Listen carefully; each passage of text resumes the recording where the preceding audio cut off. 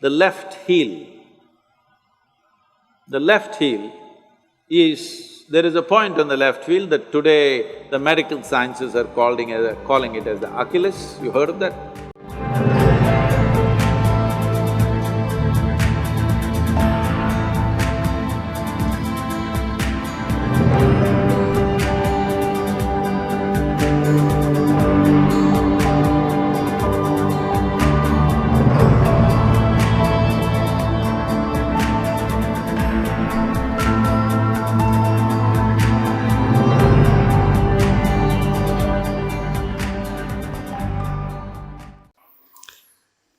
The spine is not just a physical substance, it is a communication network, a serious communication network. If you lose it, or if it becomes insensitive, you don't know what you're losing. You're just losing something phenomenal. So it's not just a physical substance, it is the basis of communication that's happening in the system, isn't it? The spinal cord the spine is not just one single piece, it's many complex assembly. Every day it needs to stretch. If it telescopes into one into another, then the communication capability in the spine is hugely lost. Yoga Namaskar is a very simple and complete process by itself. A natural upsurge of energy will happen if you just keep your feet together and sit down in a squat. So the squat is best if you can put your feet together and squat, which most of you cannot do right now, very few people can do. We don't want too much energy to happen, so the next best stance is to keep your feet in line with your shoulders, just the same width as your shoulders.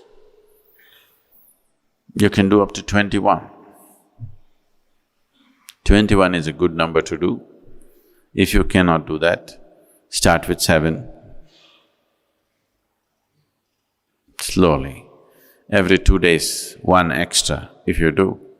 In about 40 days, you will be at 21, which is a good number to do. You will see it'll make a phenomenal difference in the way you function.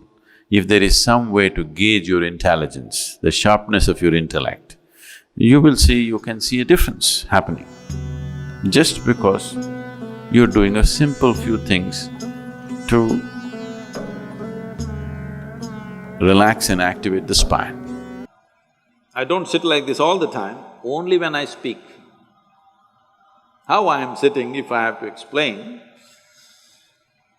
there are many aspects to it. One simple aspect is the left heel. The left heel is… there is a point on the left heel that today the medical sciences are calling it as the Achilles. You heard of that? You heard of the man? Achilles? You heard of the man? You saw the movie. You didn't see the movie? Troy? You didn't see? Very innocent boy. So, you put your Achilles to what is called as Muladhara or the perineum in your body. If these two things touch, many aspects are cleared out in you for that period of time. Many aspects means your thoughts are clear, your emotions are out, and there is a very clear perception of what's happening around you. You heard that Achilles was killed because an arrow was shot to his heel. You don't believe if somebody hurts your heel, you will die, isn't it so? But Achilles died that way. And there's another person who died that way in India way before him. Yesterday was his birthday, Krishna Janmashtami. He also died this way. What this is trying to tell you is, they were killed in an expert way, not just slitting your throat or breaking your head, but just putting a point at the Achilles, so they had to die. So there is a certain system, energy system in the body. If that point of Achilles is in touch with your Muladhara, when you sit like this, there is a certain balance, that you don't take any sides. See, all of us have our own opinions, ideas, ideologies, stuff, our own experiences of life. Your own experiences of life and imprints that you have taken in your mind influences everything that you see. You like this person, you don't like this person, you love that person, you hate this person. All this is because you're constantly taking positions of your own. But if you really want to know life, the most important thing is you don't take any position, you're willing to look at everything fresh every moment of your life. Absolutely fresh, every moment of your life. This is very difficult for people to understand. People who have been with me for 35 years, every day they are with me, working with me, doing so many things. I still don't have a single opinion about them. Only when I need to do some work, I may look at their competence and stuff, but I don't have a single opinion about anybody who's around me for such a long time. By now you should have formed your opinions, but I don't, because that is the essence of spiritual process, that we constantly looking at every life as a possibility. There is of course a distance between possibility and reality. Some will have the courage and commitment to travel that distance, some will not have the courage and commitment to travel that distance. But every life is a possibility. If you want to keep that possibility open, you never ever form an opinion about anybody of any sort. Good, bad, ugly, you don't form these opinions, you simply look at them right now. How are they right now, this moment? That's all that matters to me.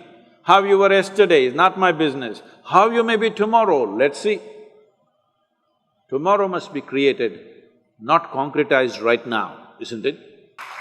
It's a certain geometry of the body. If you manage the geometry of the body well, you must… I'm telling you, right now, people, the Western cultures are going about propagating yoga is another stretching exercise. Instead of that, you can do Pilates, instead of that, you can do boxing, instead of that, you can play tennis. See, if you want to be just fit, go run somewhere, climb a mountain, play tennis, do something. Yoga is not about fitness, fitness is just one consequence. The important thing is to get the right geometry of life, because physical universe is all geometry. Now this building is standing here, whether how long it will stand, whether it will fall on our head today or will it stand for a long time, essentially depends on how geometrically perfect it is. The same goes for the body, the same goes for the planetary system, the same goes for the universe, the same goes for everything. Planet Earth is going around the sun, not with a steel cable attached to it, just perfection of geometry, isn't it? If little off geometry, if it happens, it's gone forever. And that's true with you also. If you go off your fundamental geometry, you're gone. It's very important at an early age, you do the right things to bring a right sense of geometry. Now you become competent to go through life. Those people who are thinking only good things should happen to them, obviously they're unfit for life. Because if you do not know how to go through harsh situations well, joyfully, then you will avoid all possibilities, isn't it? You will avoid all great possibilities of life simply because you want to avoid a little bit of difficulty. Only when you're geometrically in a certain state of congruence, then you're willing to go through any situation, no matter what it is.